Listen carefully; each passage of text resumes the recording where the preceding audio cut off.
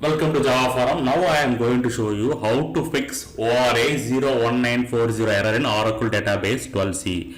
So here you can see that I have logged into the two terminals, two SQL Plus terminals.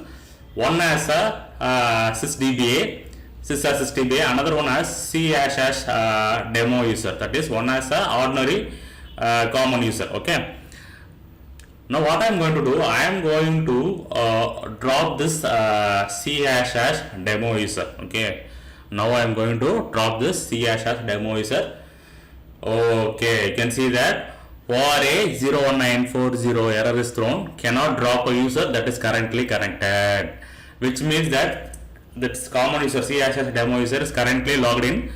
So I am closing this SQL Plus terminal. Now let me try this query once again. Yes. Now you can see that I can able to drop the common user c demo user.